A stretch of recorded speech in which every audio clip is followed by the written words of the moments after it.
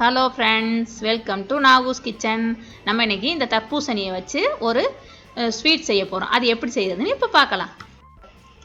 இப்போ தான் எங்கள் சேனலில் ஃபஸ்ட் டைம் பார்க்குறீங்கன்னா கீழே இருக்கிற ரெட் கலர் சப்ஸ்கிரைப் பட்டனை கிளிக் பண்ணுங்கள். கூடவே இருக்கிற பெல் ஐக்கானையும் கிளிக் பண்ணுங்கள். அப்போ தான் நாங்கள் போடுற வீடியோ எல்லாம் உங்களுக்கு நோட்டிஃபிகேஷனாக வரும்.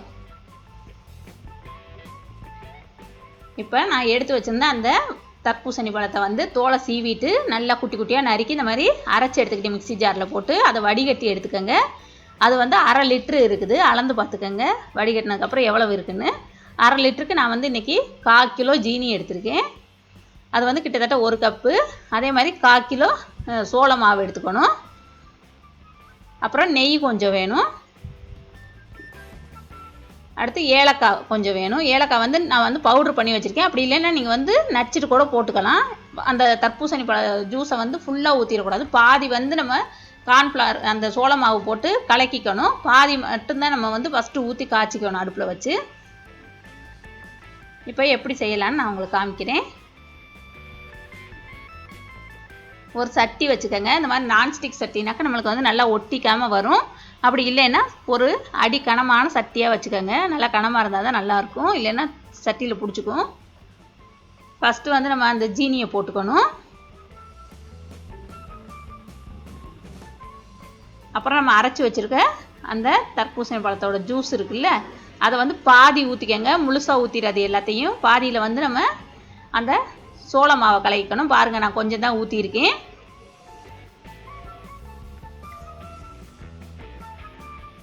இப்போ அந்த சோள மாவை அதோட போட்டுட்டு நல்லா கலக்கிக்கணும்.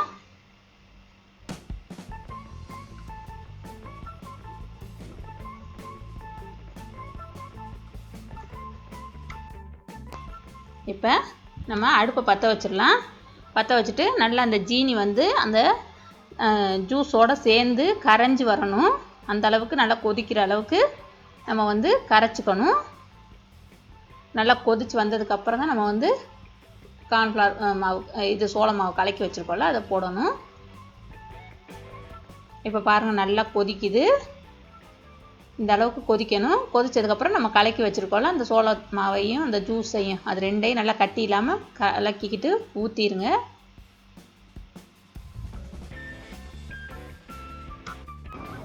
நல்லா ஊற்றிட்டு கலக்கணும். கட்டி வந்துடும். டக்குன்னு கட்டி ஆயிரும். கட்டியாகாமல் கலக்கிக்கங்க. இப்போ இதில் கொஞ்சமாக ஏலக்காய் பொடி சேர்த்துக்கலாம். ஏலக்காயையும் ஜீனியையும் போட்டு நல்லா பவுடராக மிக்சியில் போட்டு நுணுக்கி வச்சுக்கிட்டிங்கன்னா இந்த மாதிரி நம்ம வேணுங்கிறப்ப யூஸ் பண்ணிக்கலாம். நல்லா நைஸாகவும் நுணுங்கும். ரெண்டையும் போட்டு நுணுக்கணும்னா. இப்போ நல்லா கிண்டி விட்டுக்கோங்க. கை விடாமல் கிண்டுங்க. அடி பிடிக்கக்கூடாது.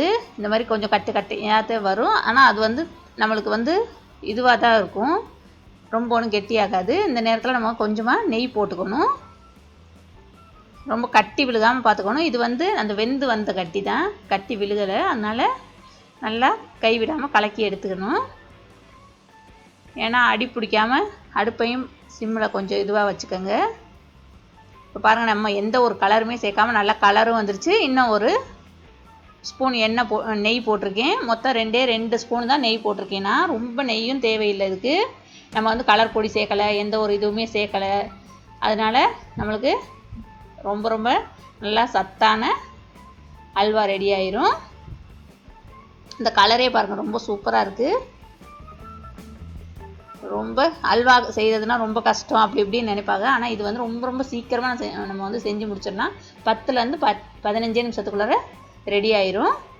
இப்போ பாருங்கள், கொஞ்சம் நல்லா சுருண்டு வந்திருக்கு.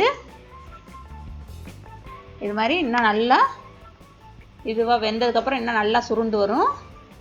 பாருங்கள், நம்ம நெய் ரொம்ப ஒன்றும் ஊற்றலை, எவ்வளோ சூப்பராக வந்திருக்குதுன்ட்டு. இது மாதிரி நல்லா கிண்டி எடுத்துக்கோங்க. கை விடாமல் கிண்டுங்க. இப்போ பாருங்கள், நல்லா சுருண்டு வந்துருச்சு. இந்த மாதிரி சட்டியில் ஒட்டக்கூடாது.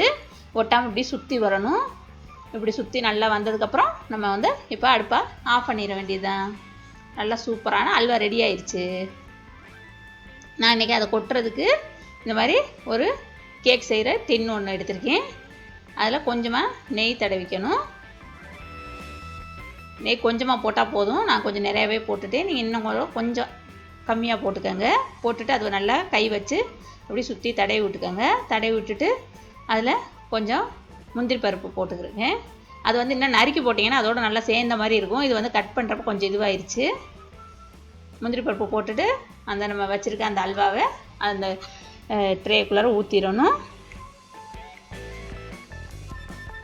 போட்டுட்டு நல்லா அமுக்கி விடணும். அமுக்கி விட்டால் தான் அது வந்து எல்லாம் செட் ஆகும்.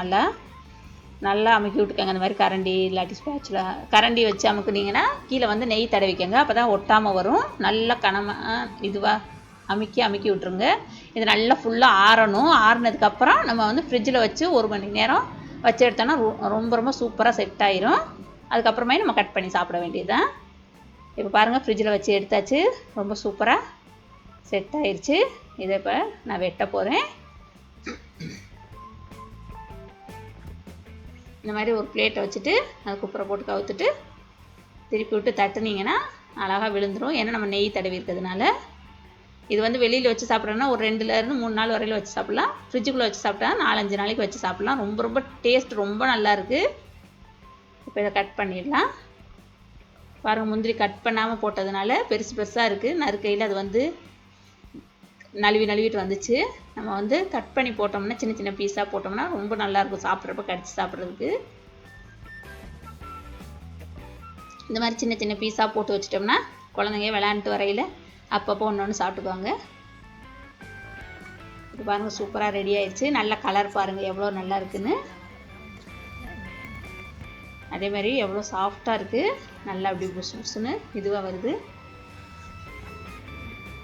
சூப்பரான சுவையான அல்வா ரெடி ஆயிடுச்சு. இது எல்லோரும் செஞ்சு பாருங்கள். பிடிச்சிச்சின்னா லைக் பண்ணுங்கள், ஷேர் பண்ணுங்கள், சப்ஸ்கிரைப் பண்ணுங்கள். கூடவே இருக்கிற பெல் ஐக்கானையும் கிளிக் பண்ணுங்கள். தேங்க்யூ.